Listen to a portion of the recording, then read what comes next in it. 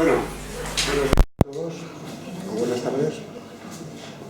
Hoy hemos aprovechado una gira del doctor Ordoño para traerlo al seminario de Metaformación para hablar de uno de los temas que seguramente conocemos menos, ¿no? Que es el tema de los trastornos del sueño en relación con las enfermedades mentales. El doctor Fermín Ordoño es neurofisiólogo, como tú. Sí, sí. ¿Te formaste con él? No. Tú en Castellón, ¿no? Un ángel. Sí. Y los neurofisiólogos pues tienen muchas cosas que enseñarnos. De manera que cuando conocí la invitación que nos había hecho Pfizer para que viniera el doctor Ordoño, pues estuvimos encantados de tenerle con nosotros. Vamos a empezar ya porque el doctor Ordoño tiene un problema familiar y tiene que marcharse pronto, de manera que sin más le doy la palabra y le doy la bienvenida a Castellón, al Consorcio Hospitalario de Castellón y a nuestro nuevo hospital. Pues yo agradeceros a todos que hayáis pensado en mí, a Paco que me haya elegido y a Pfizer que haya conseguido que esté aquí. La verdad es que da mucho gusto estar en Castellón. Este hospital es muy bonito, es verdad, ¿eh? O sea, me recuerda un poco, se lo comentaba antes a Paco, el antiguo PESET. Es un hospital que tiene jardín, es muy importante, porque los pacientes pueden salir a pasear, que en otros sitios no se pueden. Y bueno, voy a intentar a ver si soy capaz de explicaros un poquito las alteraciones del sueño que hay en los pacientes psiquiátricos. ¿Por qué hablar de sueño? Bueno, el sueño es una cosa que está de moda, es una parte de nuestra vida, una parte de nuestro día a día que afecta a toda la vida. Aproximadamente dormimos un tercio de nuestra vida, con lo cual cualquier problema que haya en ese periodo nos va a repercutir de forma importante. Tanto es así que yo hice una revisión el año pasado del número de artículos que trataban de sueño en los últimos años, y como veis aquí la progresión es geométrica. Conforme vamos pasando, en los primeros, hasta el año 2000 había unos 4.000 artículos. En 5 años prácticamente pasaron a 5.000 y pico, y así ha ido subiendo, y esa progresión sigue. Es decir, el sueño es importante, el sueño causa inquietud en la comunidad científica. Lo que pasa es que muchas veces pensamos que es una cosa nueva, que el sueño nos interesa ahora porque tenemos medios para estudiarlo, pero no es así. Si nosotros nos remontamos a la antigüedad, vemos como ya en culturas antiguas, como por ejemplo los griegos, ya consideraban que Himnos era un dios hermano de Tánatos. Ellos consideraban que la diferencia entre el sueño y la muerte era que el guerrero, cuando caía herido, si lo recogía Tánatos moría, si lo recogía Himnos luego era capaz de volver a la vida. Lo que ocurre es que hoy en día sabemos que eso no es así. El sueño no es un proceso pasivo. El sueño es un estado fisiológico activo y reversible. Es un proceso activo. Ahora os comentaré lo que sabemos de él, que se produce de forma alternante, que tiene una duración variable, desde 8 horas en los humanos hasta meses, aunque el tema de la hibernación, como bien sabe Paco, es un tema que no es realmente un sueño, es algo parecido a un sueño, pero no realmente un sueño, y que su presentación es universal. Todos los seres vivos duermen de una forma o de otra. Sabemos que hay muchas hormonas implicadas. Aquí os he puesto, aquí os he puesto varias. La melatonina, que es la hormona del sueño, cómo aumenta aproximadamente a las 12 de la noche y disminuye a las 8 de la mañana, justo lo contrario que lo del cortisol. Y cómo, por ejemplo, la temperatura del cuerpo disminuye también cuando estamos durmiendo. Lo que sí que sabemos, ya de una forma más reciente, es que hay unas hormonas que regulan lo que es el sueño, la melatonina, y otras que regulan lo que es la vigilia. Y ahí están las hipocretinas. Se describieron casi simultáneamente las orexinas y las hipocretinas. Es lo mismo. Yo siempre hablo de hipocretinas porque lo describió un español, lo describió Luis de Lecea. Entonces, es el mismo. Luego los franceses describieron las orexinas, pero puesto que lo hemos descrito un compañero nuestro, yo voy a hablar siempre de hipocretinas. Las hipocretinas son unas hormonas que están ya cuantificadas. Ya sabemos, esto es que es justo el contrario del mío, ya sabemos que existen dos, la hipocretina 1 y la hipocretina 2, conocemos su su cuantificación de aminoácidos y su distribución tridimensional. Es decir, ya sabemos mucho y eso va a hacer que en un futuro van a salir muchos fármacos dirigidos a esta hormona, a la hipercreatina. Más cosas del sueño, pues sabemos que presenta un ritmo de luz y oscuridad. Sabemos que suele acompañarse de hipotonía. Pongo ahí, no en todas las especies animales, porque por ejemplo los mamíferos marinos, como por ejemplo el delfín, no pierden el tono cuando duerme, porque si perdieran el tono se ahogarían. Necesitan seguir nadando para producir la oxigenación. Entonces, los delfines no tienen la hipotonía que tenemos, por ejemplo, los seres humanos, ¿no? Y sabemos que en mamíferos, porque por ejemplo en insectos es diferente, pero en mamíferos se distinguen dos tipos de sueño. Por un lado, el sueño no REM y el sueño REM. Y el sueño no REM, a su vez, lo dividimos en 3 fases. Hasta hace 3 o 4 años eran 4, porque lo que ahora se llama sueño delta se dividía en fase 3 y en fase 4. Perdonad. Fase 3 y fase 4. ¿Cómo distinguimos nosotros las fases de sueño? Pues hombre, lo distinguimos en función de 3 características: los hallazgos electroencefalográficos, el nivel de tono muscular y los movimientos oculares. Y así nosotros podemos distinguir la fase 1, que es la fase de sueño más superficial. Es importante que nos acordemos de los porcentajes de sueño, porque la mayoría de patologías lo que hace es alterar diferentes fases de sueño. Entonces la fase 1 corresponde al inicio, es un 5 o un 10% de total, y nosotros, ¿qué es lo que vemos en el EEG? Pues un discreto aplanamiento con una discreta hipotonía, y es un sueño muy poco reparador. Aquí es muy fácil despertar a una persona. La fase 2, sin embargo, muchos consideran que es la primera fase propia del sueño, y eso es porque aparece un grafoelemento especial, que es ese, que son unas ondas específicas, que se llama en español usos de sueño o spindle en inglés. Es la mitad del sueño de un adulto normal. Siempre que hablo de porcentaje estoy hablando de adultos normales. Prácticamente el 50% de nuestro sueño estamos en fase 2, y es un signo de maduración cerebral. Se ha demostrado que hay enfermedades como por ejemplo los accidentes vasculocerebrales, que cuando el paciente vuelve a recuperar la fase 2 indica que va a seguir un buen pronóstico. La tercera fase, que era la unión de la fase 3 y la fase 4, es el sueño delta. Corresponde aproximadamente a un quinto o un cuarto del total de la noche, y lo vemos porque aparecen unas ondas lentas. Esta es la antigua fase 3, estas ya son las ondas lentas de la fase 4. Tiene mucha hipotonía muscular, esto es un tono, luego os lo enseñaré, y es una fase muy importante porque es la fase que más contribuye a la percepción subjetiva del buen sueño nocturno. Ya que hablábamos del tema de la hibernación, los animales que hibernan en fase 4. Y hay patologías que a lo mejor os suenan, como el síndrome de Klein-Levin, que es pues esos pacientes están en fase 4, fase 3-4, y lo que hacen es despiertan tan solo para comer y vuelven a dormir en fase 4. Es una fase muy importante, y además una fase que disminuye con la edad. Conforme nos vamos haciendo mayores tenemos cada vez menos fase delta. Tanto es así que los mejores dormidores son los adolescentes. Todos lo sabéis, que si tenéis algún niño adolescente, aunque sois muy jóvenes, es imposible despertarlos. Duermen muy bien. Por último, el sueño REM. El sueño REM también se llama sueño paradójico. Corresponde prácticamente a una quinta parte del total de la noche, y es un sueño que es muy, muy especial. Si alguno me preguntarais para qué sirve el sueño REM, la verdad es que yo no lo sé. Lo que sé es que el electroencefalograma de sueño REM es como si estuviera en vigilia. Tú ves un sueño REM y no eres capaz de distinguirlo de una vigilia, que hay una atonía muscular con la aparición de alguna mioclonia, es decir, el tono ha desaparecido totalmente y de vez en cuando hay un movimiento, y sobre todo que aparecen unos movimientos conjugados de la mirada, que son los que le dan el nombre. Parece que es donde se produce la reorganización del pensamiento. Sabemos que aumenta con la edad, se da más en el último tercio de la noche, y es la fase en la que soñamos. De forma que todos sabemos que soñamos, pero si somos capaces de recordar el sueño es porque nos hemos despertado en fase REM. Bueno, pues con eso lo que hacemos es un ciclo de sueño. Yo, como todavía soy viejo, sigo diferenciando la fase 3 y la fase 4, no por nada, por una razón, porque la americana las ha unido, la europea todavía las considera separadas. Entonces yo las pongo aquí separadas para que veáis las diferencias. La única diferencia que hay, sobre todo, es en la amplitud de la onda. Entonces, lo vais viendo, pues esto sería un ciclo de sueño. Entonces, un ser humano repite ese ciclo cada 90-120 minutos.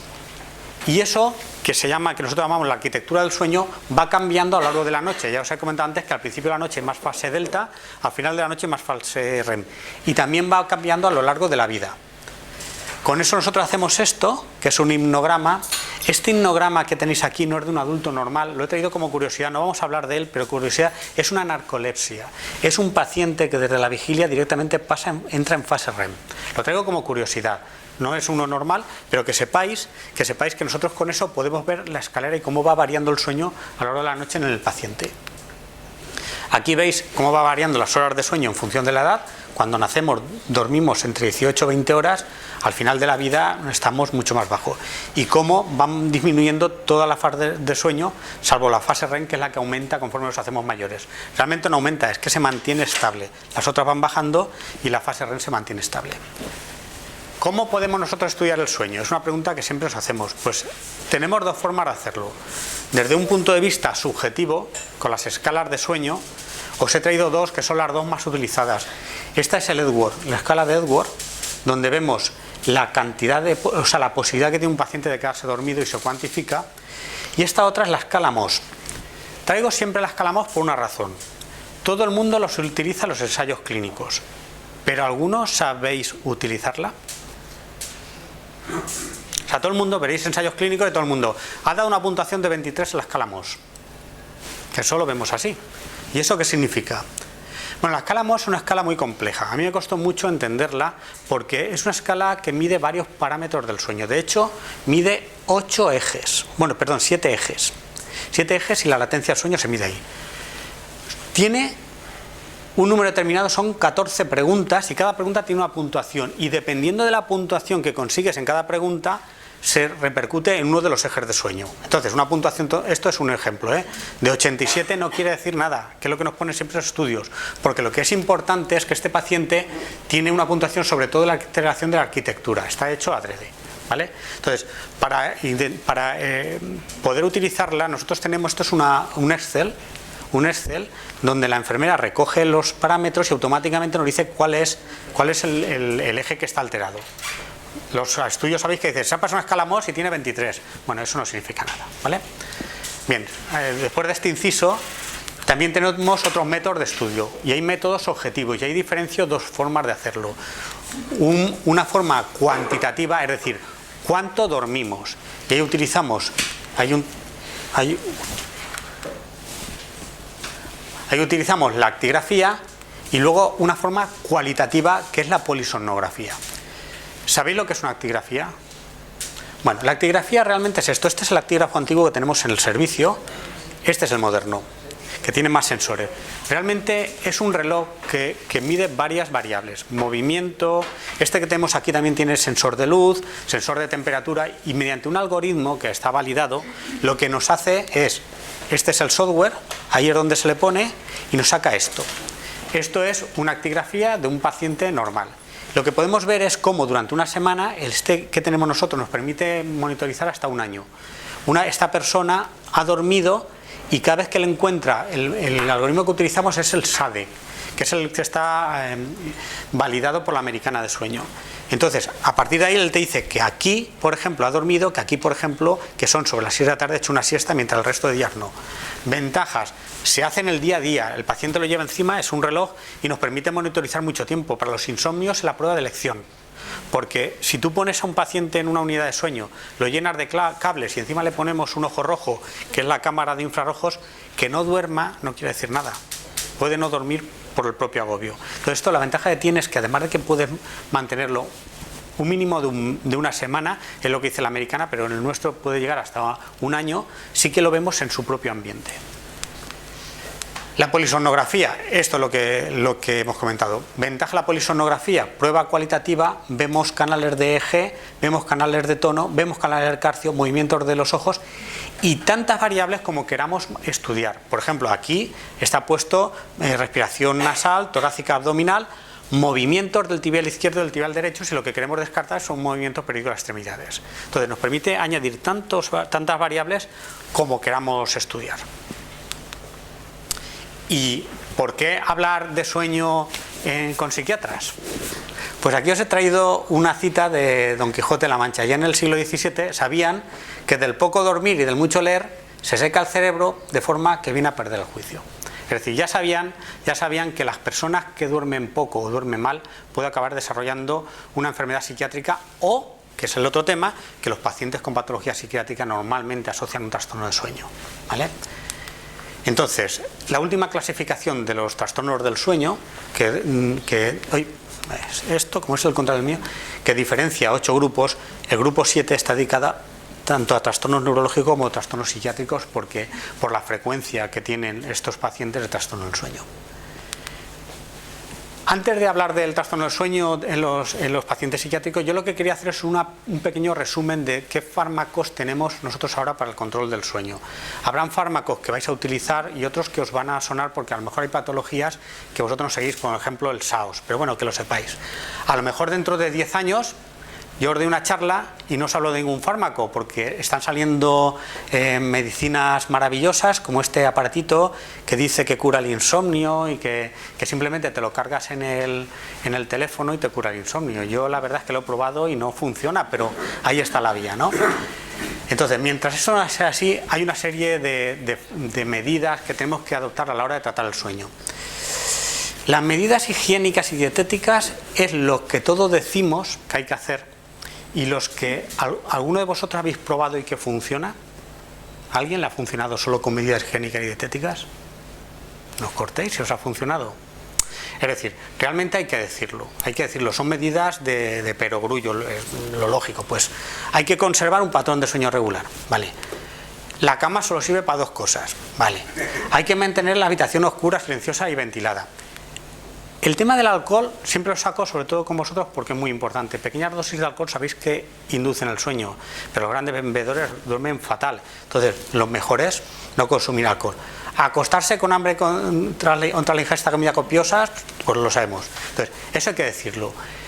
La realidad es que los pacientes que os llegan a vosotros, los que nos llevan a una unidad de sueño, con esta no es suficiente. Hay que utilizar algo más.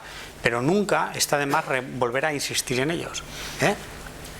Y otro tema que a lo mejor no estáis muy acostumbrados a ver son las posturas del dormir. ¿Alguien ha pensado alguna vez cómo dormimos? ¿Sí? ¿Lo habéis pensado? Bueno, pues que sepáis que eso se ha estudiado y existen 6 posturas. La más frecuente es la postura feto. Esta es la mía, ¿eh? La más frecuente. Estas son las posturas más comunes durante el sueño. De hecho, la postura de estrella de mar, que es la más rara, os lo traigo aquí porque me encontré en Tailandia un niño que estaba con estrella de mar, estaba totalmente dormido, ¿vale? Y por eso lo he traído ahí para que lo veáis. Entonces, ¿por qué es importante la postura al dormir? Pues hombre, sabéis que muchos de los trastornos que tiene el sueño es por dolor.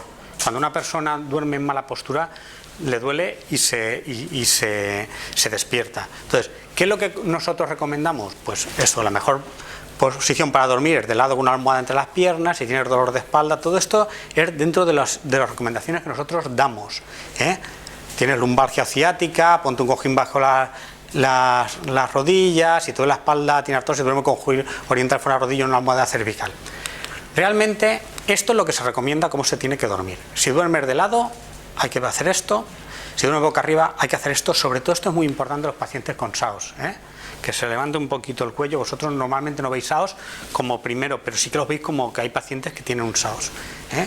O si duerme boca abajo, esta es la postura. Esta no, esta sí, ¿vale? ¿Por qué? Por esto. Porque si adoptas posturas forzadas, lo que haces es que pinzas la salida de la raíz, ¿eh? No tiene nada que ver con los trastornos psiquiátricos, pero los traigo aquí como curiosidad, ¿vale? Entonces ya sabéis, ¿eh? Así hay que dormir. Si con esto no es suficiente, hay que utilizar ya una serie de tratamientos. Que sepáis que los tratamientos que clásicamente se utilizan son esto, la benzodiazepina, el fármaco Z, y luego que existe una serie de nuevos tratamientos que se llaman neuromoduladores, que lo que hacemos es buscar, en este momento, esto os lo he puesto aquí porque es una patente de la orexina, ¿eh? Ya está patentada, la tiene GSK, la sacará cuando quiera, pero la tienen ya, ¿eh? Que es un análogo de la orexina. Entonces, la melatonina ya está ahí. En España sabéis que hay problemas para conseguirla. Se puede conseguir de forma infantil y de forma de parafarmacia, pero hubo un problema entre Sanidad y el laboratorio que la tenía que traer y por eso no está en el mercado. Y luego os hablaré un poquito de otros neuromoduladores que son fármacos que, aunque su primera indicación no es para el trastorno del sueño, sí que tienen una acción específica en diferentes fases del sueño. De benzodiazepinas yo me da un poco de vergüenza hablarlo con vosotros, sabéis mucho más que yo, las utilizáis mucho más que yo y estáis mucho más acostumbrados. Lo único es decir que para el sueño, sobre todo, utilizar este tipo de benzodiazepinas porque nos cubre lo que es el sueño. ¿Ventajas de las benzodiazepinas? Pues evidentemente mejora el tiempo total de sueño, mejora la eficacia del sueño, pero eso lo hacen a costa de un sueño más superficial y que disminuye el sueño de ondas lentas, lo cual al final el paciente que lleva mucho tiempo tomando benzodiazepinas, todos lo sabéis, lo que se queja es: duermo pero no duermo bien, no tengo una buena calidad de sueño, porque se pule en la fase delta del sueño. Hay un estudio de Sleep del año 2008 que comparan alprazolam con el placebo. Como veis, los porcentajes de los pacientes, es un estudio muy completo, voy a referir a él en un par de ocasiones porque es el prototipo de cómo hay que hacer un estudio de sueño. Se cogieron 120 pacientes sanos, se les pasó la escala Mohs, se descartó que tuvieran un trastorno del sueño y se hicieron 3 polisomnografías seguidas. La primera se desechó, precisamente para evitar el efecto laboratorio, y solo se sacó la media de las otras 2. Entonces, eso en nuestro medio es muy difícil hacerlo porque es un problema de coste. Es un problema de coste, pero así es como habría que hacerlo. La primera hay que desecharla para evitar el efecto laboratorio y luego verla. Los porcentajes que obtuvieron americanos son prácticamente como los que tenemos en España: un 50, un 25, un 20 y entre un 5 y un 10% para la fase 1. Y cuando tomaron alprazolam, lo que aumentó fue la fase 2 a costa de lo que es la fase delta, ¿vale? La fase REM prácticamente la mantuvo, pero la fase delta la disminuyó. Otros fármacos que utilizamos son los fármacos Z. Realmente los fármacos Z, el zolpidem, el zaleplon, la zoplicona, sabemos que disminuyen la latencia del sueño. La latencia del sueño es el tiempo que tarda el paciente en quedarse dormido. Sabemos que mejora la eficacia del sueño. Esto es mío. O sea, a mí me parece que tienen menos efectos que las benzodiazepinas de verdad. Yo no sé vuestra experiencia, pero el zolpidem tiene menos efectos que las benzodiazepinas de verdad. Disminuye, o sea, aumenta el sueño superficial, igual que las benzodiazepinas. El sueño de ondas lentas no está claro.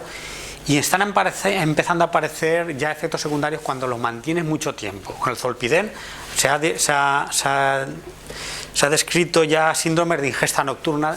Los núcleos que regulan el sueño, los núcleos que regulan la alimentación están al lado.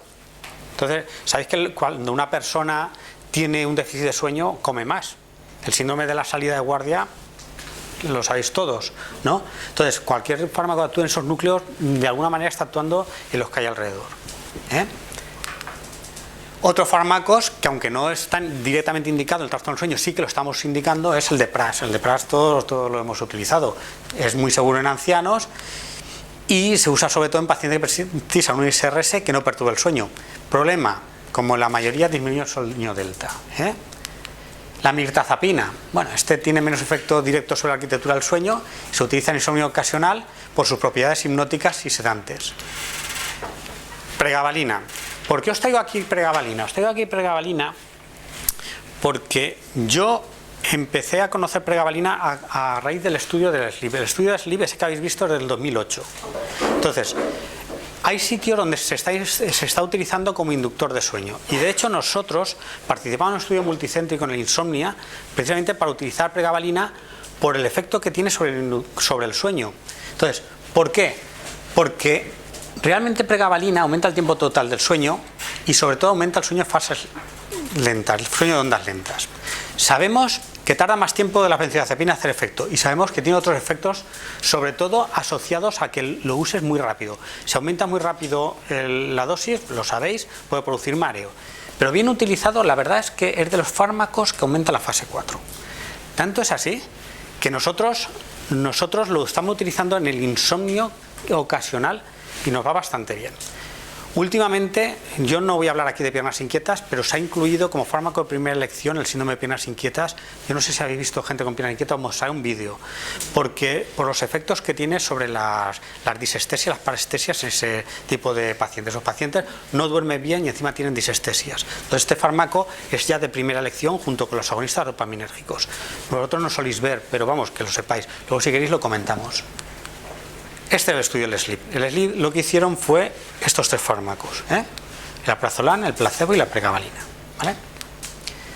Los antidepresivos enterocíclicos normalmente no los utilizamos como inductores de sueño, los utilizamos en patología de fase REM, por una razón, porque reducen el sueño REM y producen una desincronización del electroencefalograma. Entonces, aquí los he dado de pasada, pero que sepáis que, por ejemplo, tanto en la narcolepsia como en el trastorno de conducta de fase REM, seguimos utilizando antidepresivos. Es más, los antidepresivos de tercera generación vuelven a estar en el candelero para la narcolepsia. Lo vais a oír en un futuro porque ya está así. Las guías americanas ya lo están recogiendo. La melatonina, bueno, ya es la hormona del sueño. Si podemos dar la hormona, pues muchas veces podemos solucionarlo. Indicación como tal en el jet lag y el trastorno del ritmo circadiano. Puede ser de primera elección, hay que cambiarlo. Desde el año pasado es de primera elección en el trastorno de conducta de fase REM. La gomelatina, sabéis que, perdonad que la gomelatina, sabéis que salió que es un antidepresivo con efecto melatoninérgico. Nuestra experiencia es que en pacientes depresivos con trastorno del sueño podría solucionar el problema del sueño. En pacientes no depresivos a nosotros no nos ha funcionado. No sé cuál es vuestra, porque vosotros tenéis más experiencia que yo, pero en pacientes que no tienen una depresión como regulador no es la melatonina, ¿vale? Y por último, el Seroquel. Todo el mundo, todos hemos dado Seroquel a los abuelos, pero realmente hay alguna evidencia de que se puede utilizar el Seroquel, la quetiapina, como fármaco en el insomnio. Pues esto es del año 2010, de finales del 2010, se hizo un metaanálisis del uso de la quetiapina para el trastorno del sueño basado en la evidencia. Y las conclusiones que llegaron fueron que no está indicada ni se recomienda su uso en insomnio primario, que muchas veces lo utilizamos, pero no. Que la prescripción de quetiapina fue una indicación como ayuda para dormir es habitual, pero solo un ensayo clínico evaluó su uso en pacientes con insomnio y no encontró beneficio. No se ha publicado ningún ensayo controlado que compare quetiapina contra fármacos del insomnio, y que hoy por hoy el abordaje del insomnio primario debería centrarse en medidas educativas, la higiene de sueño, que ya hemos hablado, y la terapia farmacológica debería limitarse a una duración breve. Eso son las conclusiones del estudio. Lo cual no quita que yo sea el primero que cuando el abuelito no duerme le doy quetiapina. Yo supongo que vosotros igual, ¿no? Que se hace. Pero realmente no hay una evidencia en cuanto a fármaco como para el trastorno del sueño. Y ahora vamos a entrar ya en materia. Esta es una diapositiva doble. Por un lado os he puesto las patologías del sueño que más prevalencia tienen, el insomnio, el síndrome de piernas inquietas, el trastorno de conducta de fase REM, son los que se lleva la palma, y en la otra parte son las patologías que más cursan con trastorno del sueño. ¿Y por qué lo pongo aquí? Porque si os fijáis, de las 3 que más cursan, 2 son psiquiátricas. Es por eso que es muy importante que psiquiatras, neurofisiólogos trabajemos en conjunto. Nosotros tenemos una unidad de psicopatología donde muchas de estas cosas las tratamos en conjunto, porque quien más problemas tiene con sus pacientes y trastorno del sueño sois vosotros. Y como veis... Una pregunta, ¿qué es SAOS, MPP? Vale, el SAOS es el síndrome de apnea obstructiva del sueño. Eso está dentro del grupo 2, que de lo que hemos hablado antes, que eran los trastornos respiratorios del sueño. El MPP son los movimientos periódicos de las extremidades, que no es un síndrome de piernas inquietas. Cuando hablemos ahora de esquizofrénicos os lo comentaré porque ellos lo sufren. Son enfermedades que a veces el paciente los cuenta igual, pero que son diferentes. Voy a poner luego un vídeo para que veáis una diferencia una y otra, ¿vale? ¿De cuál? DPN. Ah, sí. Esto es una patología del sueño que no sabemos muy bien. Pongo DPN-ELF, significa distonía paroxística nocturna, es una patología primera del sueño.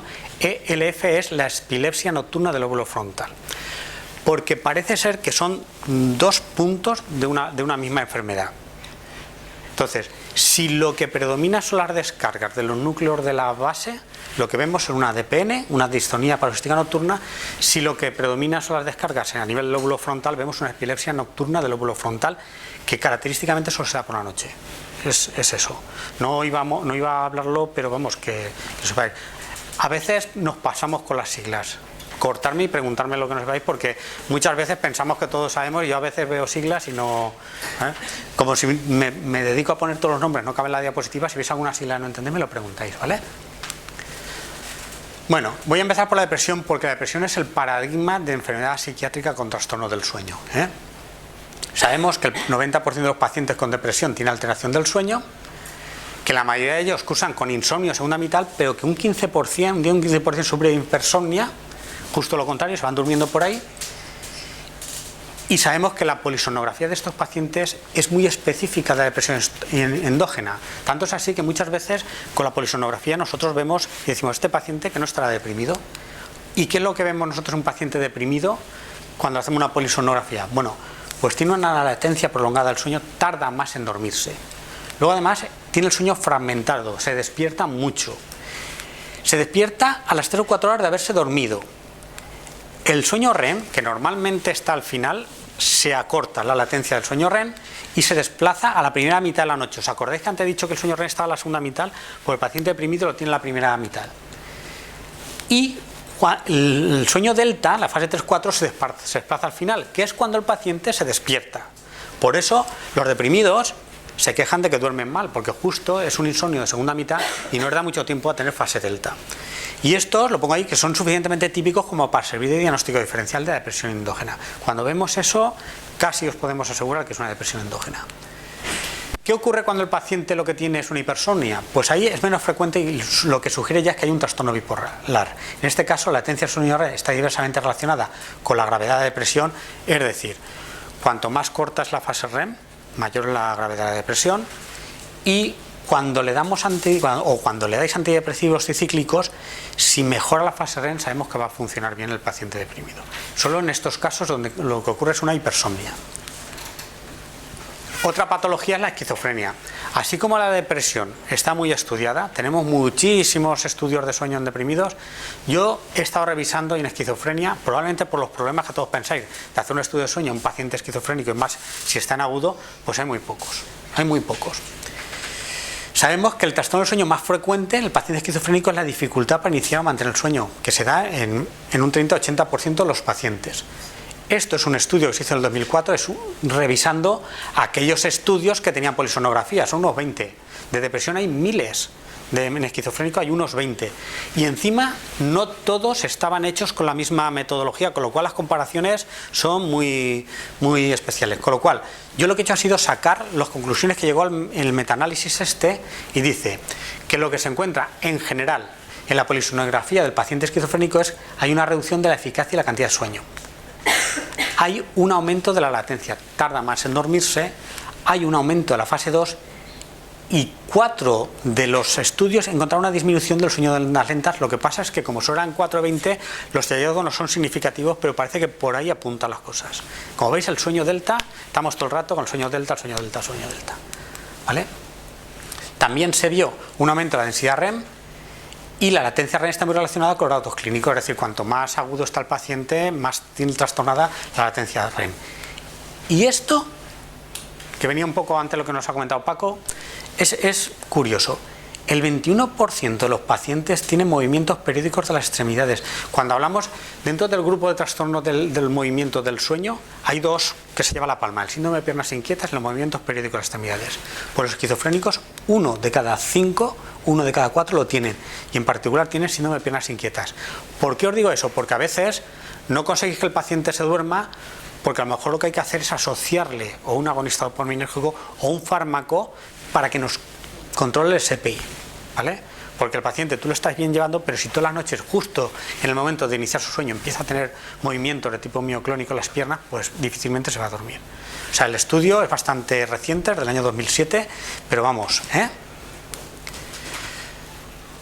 Y los antipsicóticos de última generación, bueno, pues parece ser que sí, que los de última generación, los anteriores no, pero sí que tienen un efecto en normalizar la arquitectura del sueño, pero lo que sí también es cierto es que se ha demostrado que algunos de ellos, sobre todo los de tercera generación, aumentan los trastornos respiratorios del sueño, aumenta el síndrome de piernas inquietas. El sonambulismo y el trastorno ritmo circadiano. Por eso, tenerlo en cuenta, que a lo mejor dais un tratamiento y empiezan a hacer un SAO, sobre todo el SAO, que puede ser una patología, el SAO, el síndrome de apnea obstructiva del sueño, que es una patología potencialmente grave, ¿vale? Y en la ansiedad, bueno, hay un estudio clásico que es el de Monti, ahí pongo la referencia, que se hizo con polisomnografía, se hizo haciendo 2 estudios a cada paciente. Lo lógico sería 3 y desechar el primero, como se hizo en el del SLEEP. Sin embargo, hicieron 2 y vieron que los pacientes con ansiedad, en su polisomnografía, tienen un sueño de mantenimiento, una disminución del tiempo total del sueño y, como siempre, una disminución del sueño de ondas lentas. Es que es muy curioso, porque cuando una persona una noche tiene guardia, el poco tiempo que duerme puede hacer un ciclo completo de sueño. Tú al día siguiente estás cansado, pero lo puedes recuperar. Pero si de forma crónica tú estás limitando tu fase delta, al final acabas desarrollando o un problema de hipersomnia diurna o haciendo aflorar una patología que tenga de base, ya sea neurológica o psiquiátrica. La fase delta es la fase más importante del sueño porque es la que contribuye a que nosotros durmamos, ¿vale? A que tengamos una buena calidad de sueño.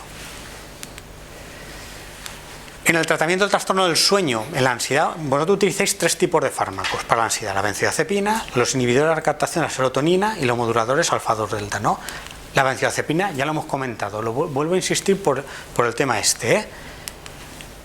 Los inhibidores de la recaptación, la verdad es que sobre el sueño tiene poco efecto, Hay algún estudio que dice que ha disminuido la densidad de Spindle. El tema de la densidad de Spindle o de densidad REM son parámetros que son neurofisiológicos. Realmente son parámetros de investigación. La densidad de Spindle es el número de Spindle por minutos que tiene una persona. No sabemos muy bien qué significa, pero sabemos que cuanto mejor duerme una persona, mayor es su densidad de Spindle. Si un fármaco nos disminuye la densidad de Spindle, ¿qué consecuencias van a tener? No lo sabemos, pero sabemos que estos fármacos la disminuyen. Y en un 20% se ha demostrado que pueden producir insomnio. Y por último, la pregabalina, ya os lo he comentado antes, sobre todo esto es lo importante, Si tenéis que utilizar, mi consejo es un paciente con ansiedad y que tenga un trastorno del sueño, es empezar por aquí, ¿vale? Esto tenéis que tenerlo en cuenta, pero bueno, haciendo progresivamente un aumento de dosis no tenéis por qué tener problemas. Y ya por último, antes de pasar a los vídeos, yo no sabía si poner esto o no poner. ¿Aquí tenéis unidad de sueño? ¿Sí? La gente que tiene unidad de sueño siempre se plantea, ¿y cuándo tenemos que mandar a un paciente a una unidad de sueño?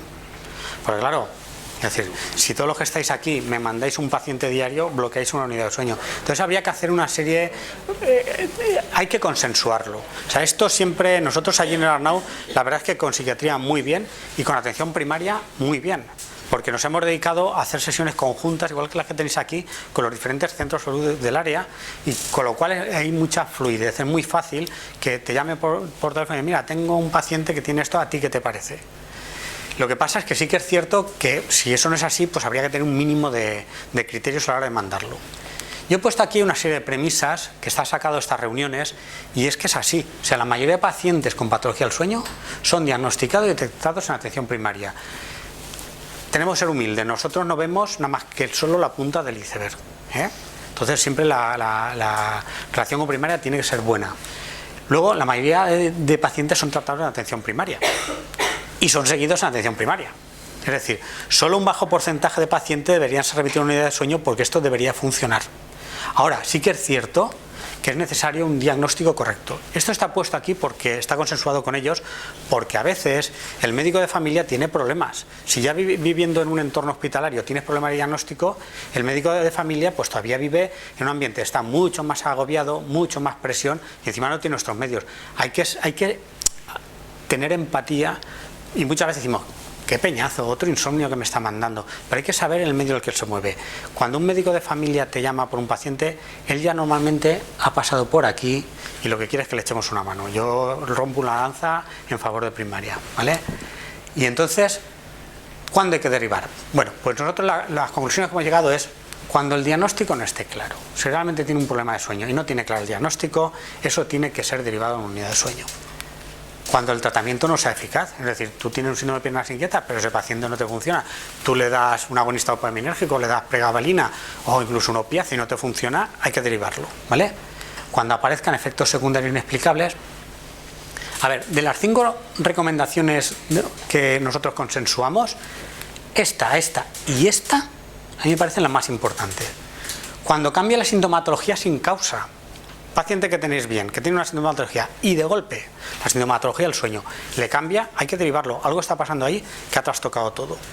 Y por último, por supuesto, cuando se añada otra patología del sueño, tenéis un paciente esquizofrénico que lo estáis controlando bien y de golpe dice que no se puede dormir y más si os cuenta que está haciendo unos movimientos de las piernas, evidentemente porque puede ser una narcolepsia, puede ser un insomnio, puede ser un síndrome de piernas inquietas o sobre todo puede ser un SAOS. ¿Por qué pongo el SAOS?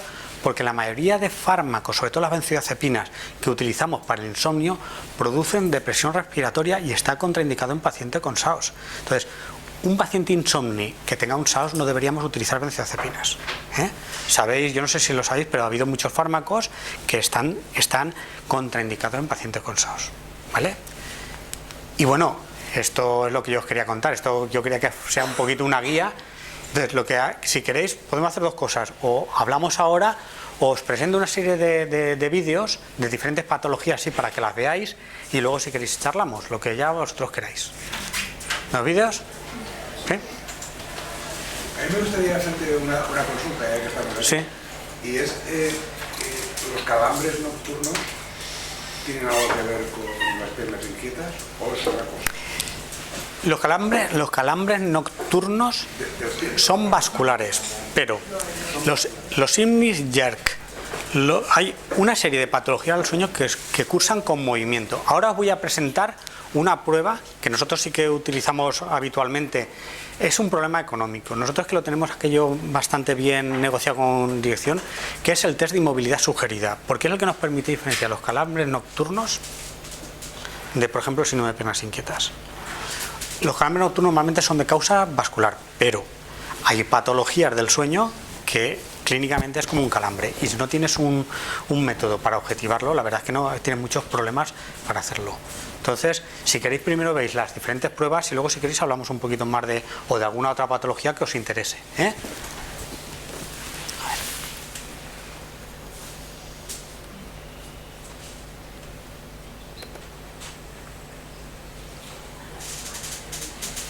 Bueno, yo os he traído una serie de casos más que nada porque son cosas que vosotros a veces no veis. No es porque aporte nada novedoso ni cosas de estas, pero a veces no lo veis.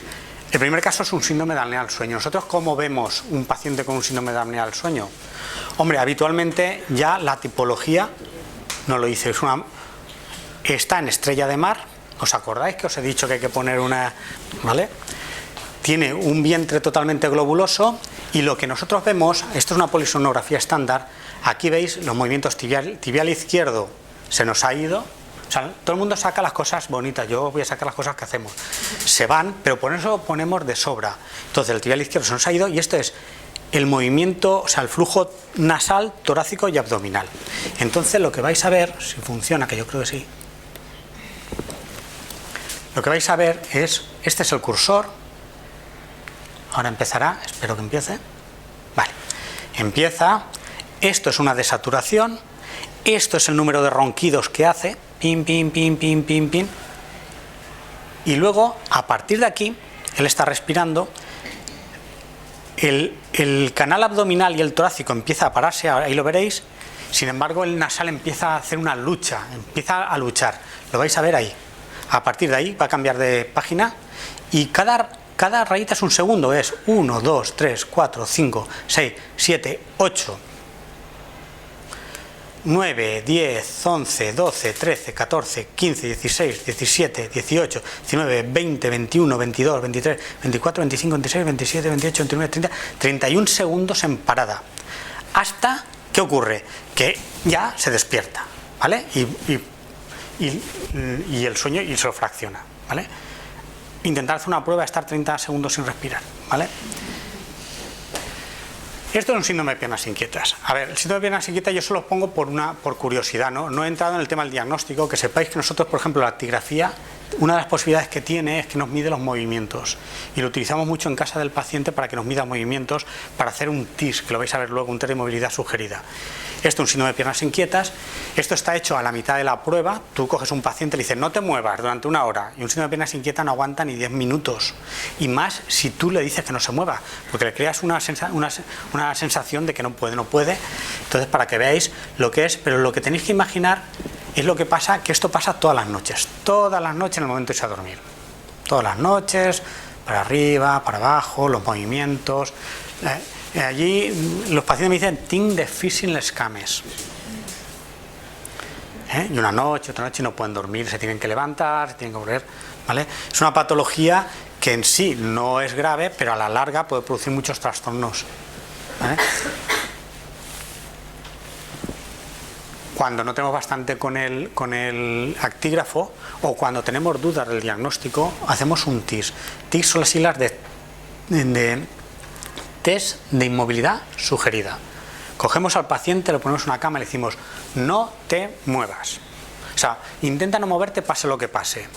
Y además la enfermera cada 15 minutos le pasa una escala visual de dolor que nos va marcando. Decimos, tú no te muevas, pase lo que pase.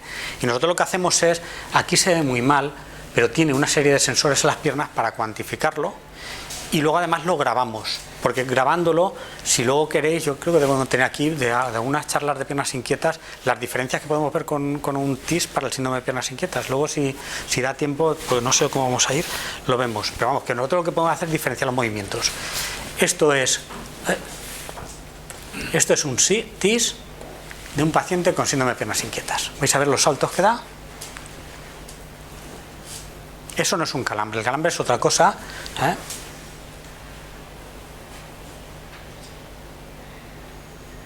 Ahora mueve. Ella está intentando, lleva ahí un bolígrafo para marcar, está intentando no, esto es una chica joven, 27. Ten en cuenta que las piernas inquietas es una patología, se produce con 2 picos. Uno es alrededor del embarazo, de la edad fértil, y luego es la menopausia, La mayoría son mujeres, Eso es diferente a esto. Estos son los movimientos periódicos de las extremidades. A ver si me funcionan los dos. Fijaros bien, aquí son como sacudidas mioclónicas en un lado y en el otro. ¿La veis? Eso son sacudidas mioclónicas. Eso durante toda la noche lo que está haciendo es fraccionándote el sueño. Es el MPP, movimientos periódicos de las extremidades, que comentaba antes Paco, ¿vale? A ver, la DPN es la distonía paroxística nocturna. Es una enfermedad muy rara. Hay muy pocos casos descritos. Nosotros tuvimos la suerte. Sabéis que los médicos, cada vez que decimos qué suerte he tenido, dice el paciente, sí, porque es una patología de difícil control y además pues, suele tener un pronóstico degenerativo. La distonía paroxística nocturna no es una buena patología. Yo tuve una experiencia muy mala en Sevilla con unos compañeros vuestros, porque hice este comentario y una compañera me dijo, pues yo creo que tengo lo mismo. Entonces, afortunadamente luego no era eso, pero es una patología. Entonces, la distonía, ¿habéis visto alguna distonía? Bueno, pues la distonía paroxística nocturna se da sobre todo por la noche. El paciente muchas veces es consciente, pero otras veces solo lo descubre porque se levanta molido, porque los músculos se producen distonía. Esta era una monomiélica, quiero que os fijéis en esa mano,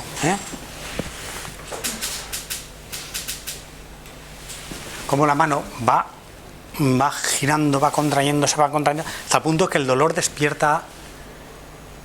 Si funciona así, el dolor despierta y la mano sigue contrayéndose, y eso se producía prácticamente cada minuto, Es muy dolorosa, y mira la posición totalmente antianatómica. O sea, eso no es una persona que está durmiendo, no tiene un brazo así, lo está, ¿vale?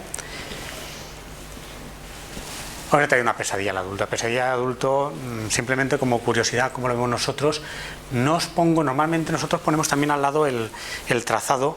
No os pongo el trazado, pero que sepáis que está en fase REM.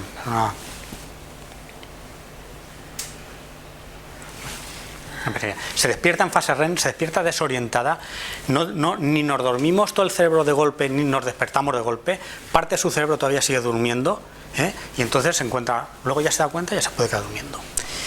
Y lo último que os traigo es un paciente muy curioso. ¿Habéis visto alguna vez un trastorno de conducta fase REM? Tú sí, probablemente sí. A un paciente de conducta fase REM. Es una patología un poco especial, una patología que se da en ancianos, es una patología que a veces tiene efectos legales. Hace un año, hubo un caso de sexosmia, que precisó que un compañero de Granada, Jesús Paniagua, tú creo que sí que lo conoces a Jesús, lo llamaron a juicio porque son diferentes, dentro de lo que es la patología fase REM hay diferentes estadiajes, y el problema que tiene esa patología es que durante la fase REM todos tenemos una hipotonía, perdemos el tono muscular. Si por cualquier causa ese tono se mantiene, tú vives tus pesadillas y tú eres capaz de hacer cosas de las que no eres consciente. O sea, no tienes una enfermedad mental, simplemente tu patología del sueño hace que no tengas tu hipotonía de defensa. Entonces, ¿cuál es el problema de eso? Que hay que demostrarlo. Hay que demostrarlo. Entonces, este es el primer caso. Esta patología se describió en el año 86 por Scheck. Entonces, este hombre, cuando lo presentó, yo le pedí que me dejara ahí. Nosotros tenemos varios en el servicio, pero este es el primero que se describió.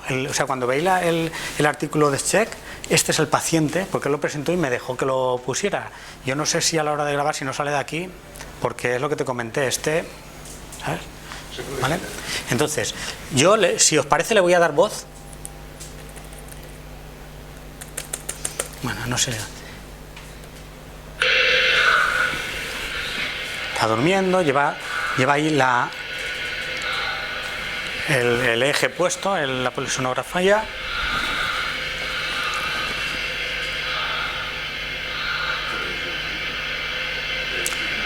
Señor, lo que pensamos. Así como piernas inquietas es más frecuente en mujeres, la patología fase REM es más frecuente en varones. Muchas veces se confunde con que el abuelo se ha desmochado, porque estos pacientes también. No, va en serio, estos pacientes también. Y aquí ahí sí que sería conveniente, cuando ocurre una cosa de estas y no tenéis claro, hacer una polisonografía por la que nos lo va a marcar. ¿Y eso no es sonambulismo? Eso no es sonambulismo. No. Sonambulismo es una patología de fase 4. ¿Quién me lo ha preguntado? Sonambulismo es una patología de fase delta. Sonambulismo, el paciente se despierta en fase 4, hace una actividad más o menos estereotipada, más o menos automática, y vuelve a dormir y sigue durmiendo. Esto es una patología de fase REM. Aquí lo que ocurre es que igual que tú sueñas, igual que yo sueño, igual que soñamos todos, nuestro cuerpo cuando sueña pierde el tono, con lo cual tus sueños no los escenificas. Pero aquí sí. Y si tú sueñas que te están atacando, tú te defiendes. O sea, es totalmente diferente. El trastorno de conducta fase REM no se hereda, el sonambulismo sí. Yo de hecho tengo varias familias de sonámbulos, padres, hijos. El sonambulismo se da sobre todo en la adolescencia y en la niñez. El trastorno de conducta fase REM es la senectud. Por lo mismo, porque la adolescencia es cuando más fase 4 hay, más fase delta, en la senectud es cuando más fase REM hay. Siempre esa es la explicación. Bueno, pues nada, si queréis preguntar alguna cosa, os he dejado callado, ¿no? Pues a mí no me queda clara la diferenciación clínica, porque la diferenciación, digamos, neurofisiológica, parece que lo tenéis bastante claro, ¿no? Por ejemplo, no me queda claro la diferencia que hay entre las piernas inquietas, los movimientos involuntarios de las extremidades y el calambre, ¿no? Yo soy un calambroide crónico. Siempre he pensado que eso que les pasa a los futbolistas cuando se les sube el gemelo, que los echan en el suelo y que les hacen la maniobra, a mí eso me pasa por la noche. Y no acabo de comprender cómo se produce siento vascular si cuando duermes no estás haciendo ejercicio. Pero mantienes mucho tiempo las piernas en una posición. A ver, la diferenciación está muy... O sea, quiero decir, de un punto con herramientas es muy fácil. Calambres, movimientos periódicos de las extremidades y piernas inquietas. Piernas inquietas es una enfermedad hereditaria. Hay 6 genes implicados, lo que no era el tema, hay 6 genes implicados y luego cuando tú le haces el estudio electromiográfico, los movimientos son de más de 5 segundos de duración. Entonces, nosotros eso lo tenemos claro. Y esa es una enfermedad neurológica. Es una enfermedad... no existe ningún... No, la pierna inquieta es curioso. La pierna inquieta no tiene, por definición, para diagnosticar a un paciente de pierna inquieta, tienes que descartar cualquier causa neurológica, cualquier causa. Es una disfunción de los núcleos del sueño, que además está mediado por el hierro. O sea, realmente lo que ocurre es que el hierro... Sí. El hierro... O sea, nosotros los fármacos que utilizamos no son fármacos etiológicos, son sintomáticos.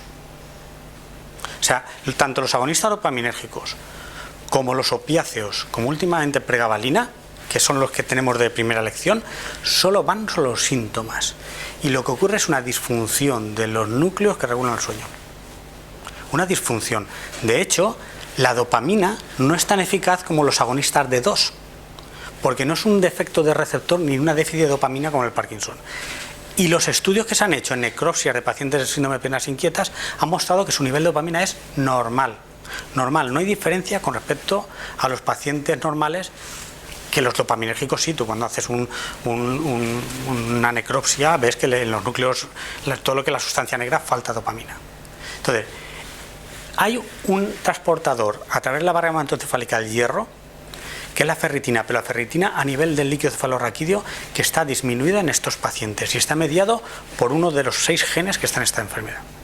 Este paciente neurológicamente no tiene nada. Eso, porque además lo preguntan. Ellos mismos lo preguntan porque cuando leen que el fármaco que es para Parkinson o es para la epilepsia, me dicen, oye, es que me has dado pregabalina que es para la epilepsia. Y tú, no, tú no tienes una epilepsia. O me has dado ropirinol que es para el Parkinson. No, tú no tienes Parkinson. Lo que ocurre es que son los medios que tenemos para controlar tus síntomas, no tu etiología. Eso, piernas inquietas. Los movimientos periódicos de las extremidades son la exacerbación, siempre y cuando no sean de causa epiléptica, la exacerbación de la mioclonia fisiológica que se produce en fase REM. En fase REM tenemos mioclonia de tipo fisiológico, pero nosotros, las neuronas, tienen un trigger de disparo. Si la mioclonia es suficiente grande como para reclutar las neuronas de alrededor, se producen los movimientos y son muy rápidos. Ya habéis visto cómo son muy rápidos, una patada. Todos tenemos mioclonias, todos tenemos movimientos periódicos de extremidades. La diferencia es que nos fraccionen o no el sueño. Y los movimientos periódicos de extremidades no se dan al inicio del sueño, se da a mitad, cuando empieza la fase REM. Los calambres, por ejemplo, es un problema de tipo vascular, o por falta de potasio, o porque tienes una polineuropatía. Lo que ocurre es que nosotros, para etiquetar de piernas inquietas o movimientos periódicos, descartamos que no haya una polineuropatía, descartamos que no haya una enfermedad neurológica, y entonces ya, cuanto eso no es, y últimamente hemos hecho en un par de casos, hacemos una determinación genética. Y cuando vemos que ya todo es normal, pues entonces cuando lo etiquetamos de piernas inquietas. Porque evidentemente, si hay unas varices, si hay un déficit de potasio, si tienes una polineuropatía, pues habrá que achacarlo a otras causas. Por la noche nuestro problema, las mioclonias, de hecho, dicen las teorías, que se producen porque cuando tú te quedas dormido, si estuviéramos todo el rato durmiendo sin movernos, nos pasaría lo mismo que le pasa a los astronautas, que se produce un déficit muscular. Porque tú no puedes tener ahí... Entonces, las mioclonias simplemente son pequeños recuerdos al músculo para que se mueva. Entonces, es muy fácil, para nosotros nos resulta muy fácil diferenciarlos. O sea, a ver, yo no sé, yo supongo que tendrás unos calambres, yo no creo que tengas unos movimientos periódicos, pero es muy fácil diferenciarlo. Y luego, sobre todo, por la duración. Si a ti te dura 1 minuto o 2, te digo ya que es un calambre. Clínicamente, tú en 1 minuto o 2 es un calambre. Pero entonces, no eres diabético ni... ¿No? No soy nada de nada. Vale. Hombre, es que... No, el calambre es el típico calambre de los futbolistas. Que se te queda contigo el músculo, te dura un par de minutos, disminuye con la... Los pies. Sí. Los pies, sí. El síndrome de piernas inquietas no se quedan los músculos. Mirar. Claro. Pero has dicho que es por la inmovilidad.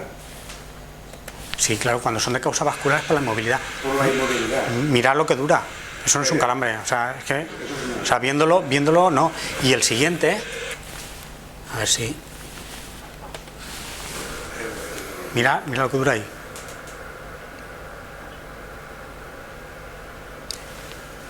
Eso no es un calambre. El calambre normalmente hace hasta que te tengas que levantar, estirar el músculo. Aquí no hay una afectación muscular. En estas patologías, en piernas inquietas, el músculo está bien. Es un movimiento que te fracciona, no el sueño. Calambre te deja el músculo agarrotado. Y puede ser de causa vascular, tóxica, neurológica, metabólica. Hay muchas causas para el calambre. Una pregunta. Hay gente que tiene mioclonias de estas, pero solo al inicio del sueño. ¿Eso es normal? ¿O no se considera normal? A ver, ¿le fracciona el sueño? No. Normal. En el momento de quedarse dormido, cuando ya se queda dormido, ya, pero al inicio... Hay unos índices, o sea, más de 10 por minuto, salvar de 5 mioclonias por minuto, más de 5 por minuto, se considera patológico, ¿vale? Lo que ocurre es que la realidad clínicamente es, ¿te fracciona el sueño? No. Todos hemos tenido mioclonias, todos hemos tenido la sensación de que nos caemos cuando nos despertamos, todos hemos tenido parálisis del sueño. Y que ocurra alguna vez no quiere decir que sea patológico. Si eso te trastoca el sueño, desde un punto de vista clínico ya no es normal. Pero si uno se da un par de patadas y se duerme, no hay problema. Yo tendría dos preguntas. Una es que cuando yo estudié todo lo del síndrome de piernas inquietas, pues había una corriente que parecía que había una cierta asociación entre el síndrome de piernas inquietas con problemas nefrológicos o renales. ¿Eso es cierto? ¿Es mito? ¿Es una realidad? Por ejemplo. Vale. Por ejemplo. Esa sería una pregunta. Y la otra sería en el síndrome de trastorno de fase REM, que nos ha dicho usted que se da... ¿Usted? Pues has dicho, perdón. Que se da más en personas de edad avanzada, en los ancianos. ¿Qué papel podría hacer o ahí tener la melatonina, ¿no? por la calcificación? Vale, de la pues ahora te contesto primero la segunda. La melatonina desde hace unos meses es de primera elección. Es de primera elección. El trastorno de conducta fase REM. Hasta entonces habíamos utilizado los antidepresivos, lo he puesto ahí, para intentar disminuir, pero claro, la solución no es quitarle la fase REM a esa persona. Entonces ahora, de primera elección ya es la melatonina, porque sí que regula esa fase. O sea, la melatonina, yo había visto la diapositiva, podía ser de primera elección, porque yo sigo todavía la recomendación la europea. Los americanos van por delante desde hace 6 meses de primera elección en sus guías. Entonces ya todo el mundo lo utilizamos, la melatonina. Entonces, esa es la segunda. La primera, piernas inquietas hay primarios y secundarios. Los secundarios son el 40% y los primarios son el 60%. Donde primero se describió el síndrome de piernas inquietas, que lo escribió Thomas Willis en 1658, fue en pacientes que necesitaban hacerle sangrías por la pérdida de hierro. Eso quedó ahí. Hasta que Thomas Ewon, que ahora se quiere llamar enfermedad de Ewon, porque la verdad es que los pacientes están muy agobiados con ese nombre, piernas inquietas, ¿esto qué es? Hasta que Ewon lo volvió a encontrar en la diálisis. Pero en la diálisis hay una cosa que a lo mejor no nos acordamos, y es la hormona que produce sangre, la eritropoyetina, se produce en el riñón. Entonces los pacientes con diálisis que no reciben EPO, igual que los ciclistas, tienen más piernas inquietas. Entonces, el mito no existe, que sepamos en este momento ninguna asociación. Es decir, las secundarias, la del paciente dializado, no lo van a tener sus hijos. Las primarias, sí, hay un porcentaje alto. Entonces, el problema está en que esos pacientes normalmente tienen una anemia crónica. Eso es lo que hemos visto, ¿vale? Y usted no, ¿eh? Aquí como Bisbal. ¿Más? Sí, porque antes se creía que para el tratamiento de piernas inquietas, antes no lo conoce tanto, se daba clonazepam, ¿no? Y he oído que en ningún momento has mencionado clonazepam. ¿Queréis ver el protocolo nuevo? Muchas veces, yo he visto varios casos de pacientes con piernas inquietas, muchas veces de forma secundaria a la medicación que damos. Hay que dar un antagonista de esto. ¿Qué hacemos? Mira, en este momento de primera elección, siguiendo las guías de la americana, te lo digo porque se hizo una guía de consenso, y eso quiero la mando, que salieron en diciembre, y del grupo español yo estuve participando. Entonces, en este momento de primera elección, para el síndrome de piernas inquietas están, según lo que predomina. Si lo que predomina es el movimiento, porque son sintomáticas, los agonistas dopaminérgicos. Si lo que predomina es el dolor de disestesias, pregabalina. De segunda elección, los opiáceos. Y de tercera elección está el clonazepam, pero claro, el clonazepam no actúa sobre, o sea, lo único que hace es que el paciente se mueva menos y que duerma. También algunos antiepilépticos, también se están utilizando algunos antiepilépticos, y en casos extremos se está utilizando la infusión de las bombas estas de dopamina. Pero eso ya sería de tercera elección, porque ninguna de los fármacos que tenemos son etiológicos, son solo sintomáticos. Entonces hay que buscar el equilibrio entre lo que es controlar los movimientos y no producir efectos secundarios. Entonces el clonazepam antes era lo que teníamos. Y luego siempre, si tenéis a un paciente, el hierro y la ferritina, pedirlo, es importantísimo. Hay dos cosas que nosotros siempre tenemos protocolizadas, o tres que tenemos protocolizadas. Una es el hierro y la ferritina, las hormonas tiroideas, porque muchas veces son secundarias. Y luego, si son mujeres, un test de embarazo, porque ninguna de las medicaciones que se utiliza está indicada en el embarazo. Lo único en el embarazo es el hierro y la vitamina B12, con piernas inquietas, porque es un pico, es un pico, pero hay muchas mujeres en edad fértil con piernas inquietas. Has hablado varias veces de los opiáceos. ¿Qué opiáceos son? No, normalmente los últimos, el tramadol, estos últimos, la oxicodona, son los que estamos utilizando por efecto. A ver, Thomas Willis utilizaba la tintura de opio y se dio cuenta, el láudano, y se dio cuenta que funcionaba. Funciona sobre todo porque los receptores tienen, o sea, las hormonas que se encargan, los núcleos que se encargan de esto, tienen unos receptores comunes y actuando sobre receptores opiáceos, pues mejoraban los síntomas. Entonces se puede utilizar, pero es de tercera línea. Yo, si queréis, os mando las guías. Si alguien tiene interés, os puedo mandar. Están ya publicadas, a lo mejor lo llevo en el portátil, luego lo miro, porque está cambiando, vamos. Vais a ver, el piernas inquietas es muy frecuente, hay un 20 o 25%, y sobre todo muchas veces son secundarias a la medicación, que eso también lo vemos. Los antidepresivos. O sea, tuvimos nosotros un paciente que estaba con mirtazapina por una depresión, quejándose de eso. Lo que pasa es que, claro, tener una unidad donde las cosas se pueden decir, y entonces lo que hicimos fue hacer una polisomnografía y nos dimos cuenta que lo que tenía un aumento de los movimientos al inicio del sueño y durante el sueño. Fue cambiar de antidepresivo y solucionarse su problema de los movimientos. Entonces, muchas veces, que sepáis que los antidepresivos o los fármacos que utilizáis pueden producir como efecto secundario alguna patología del sueño.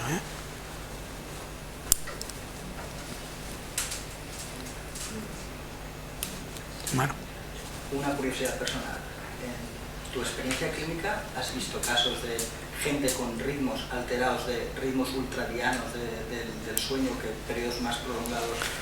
Sí. Digamos que no son de 24 horas y a lo mejor, pues, digo, porque yo ahora en este momento tengo una paciente muy curiosa que tiene un patrón de sueño muy peculiar y, vamos, sí que le he pedido una polisomnografía, pero claro, la fantasía mía es que, claro, si no duerme, bueno, porque no duerme en 3 días, pillas eso, evidentemente saldrá un registro polisomnográfico que no sé, ¿cómo lo capturáis eso, los ritmos ultradianos? Vale, mira, nosotros, claro, yo es que solo sé, nosotros tenemos varias posibilidades.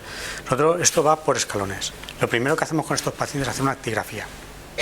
Una actigrafía, ya sabes, lo primero que hacemos con estos pacientes es que nos rellenen un diario de sueño, que es una herramienta, que es un folio, aquí no os la he puesto, pero es muy útil, los diarios de sueño. Bueno, pues tú dime, porque esa es la sensación subjetiva que tiene el paciente de cómo duerme. Porque claro, si te cuenta que duerme mal, pero cuando le obligas a que a cada hora te ponga lo que duerme y tú lo miras, tampoco duerme tan mal. Esa es una. Eso normalmente lo asociamos, mientras está rellenando su diario, les ponemos el actígrafo, y eso lo hacen en casa, 1 semana, 15 días. Si con eso no es suficiente, lo que hacemos nosotros, tenemos holter de sueño. Entonces viene el paciente, porque el problema de hacerlo en la unidad de sueño, aparte del coste, es que entonces viene el paciente, allí lo tenemos ya muy trillado, viene a las 9 de la noche, se le coloca el holter, se va a su casa, duerme y vuelve a las 9 de la mañana, se les quita el holter. Entonces, normalmente con eso ya lo cazas, ese tipo de patología ya lo cazas. Además de que el holter, si es necesario, el problema del holter, porque ahora lo que estamos ya montando, junto con neurología, para una unidad de epilepsia, pero que va a tener una parte para hacer estudios de polisomnografía prolongada. Porque claro, un holter de cardio es muy fácil de... Tú llevas tu radiocaseta aquí, pero cuando es... El paciente, si viene por la 9 de la noche, se va a casa y al día siguiente viene y se lo quita, vale, pero 4 o 5 días. Entonces, en ese caso lo que haremos será ingresarlo y tenerlos. Vamos a utilizar de momento el fin de semana, que es cuando menos presión asistencial hay, pero bueno, que estamos ya en eso. Cuando eso ya no es suficiente, lo que hacemos ya es pasarlo a la polisonografía completa con vídeo EG, porque el holter, cada una de estas técnicas tiene sus pros y sus contras. El holter hay un problema que no tenemos vídeo. El paciente se lleva el EEG, entonces tú puedes, pero no lo estás viendo. Entonces hoy en día un vídeo EEG sincronizado es necesario. Entonces ya lo pasamos a la polisonografía. Y en un futuro, cuando nuestro gerente nos deje, lo que haremos será una unidad de polisonografía continua y vigilada. Que está ya, o sea, se va a montar antes del verano. Sí. Del verano, junto con la unidad de epilepsia, vamos a montar con neuro una unidad de poligrafía continuada. Entonces sí, tú lo puedes dejar un fin de semana y durante el fin de semana tú ves si realmente duerme. La primera vez que utilizamos el actígrafo, la primera vez que tuve yo contacto con psiquiatría de allí del área, que fue hace muchos años, yo no soy viejo, soy inteligente, por eso saqué pronto la carrera. No, la primera vez fue porque un psiquiatra del área fue denunciado con una paciente porque no dormía. No dormía. La paciente decía que no dormía y que el psiquiatra no le hacía caso y que la había dejado de lado y que no quería hacerle caso y que no dormía hasta el punto que presentó una reclamación. Y entonces se bajó y me preguntó, ¿hay alguna forma de saber si esta persona duerme o no duerme? En aquel momento solo teníamos el primer actígrafo, el negro, el pequeñito, que lo perdimos porque una de nuestras pacientes intentó suicidar tirándose una acequia, con la suerte de que perdió el actígrafo y a ella la rescataron. Entonces nos tocó comprar los otros. Entonces, claro, yo lo que le dije es, mira, yo te puedo decir, en aquel momento no teníamos holter, te puedo decir si duerme o no duerme. No te puedo decir en estas circunstancias cómo de profundo duerme, pero que si duerme o no duerme, sí. Y se llevó durante 15 días el actígrafo. Entonces, lo que tenía esta paciente es un trastorno un retraso de fase de sueño. Dormía durante el día cuando le daba la gana, pero cuando tú sumabas las horas, entonces, ¿cuál era el problema? Que por la noche no dormía. Que era cuando todos dormían y durante el día iba dando, pero si tú no tienes una prueba no lo puedes cuantificar. Entonces eso fue el primer contacto que tuvimos allí para poner en marcha esto hace ya muchos años, fue por eso. Estoy contando cuentos del abuelo.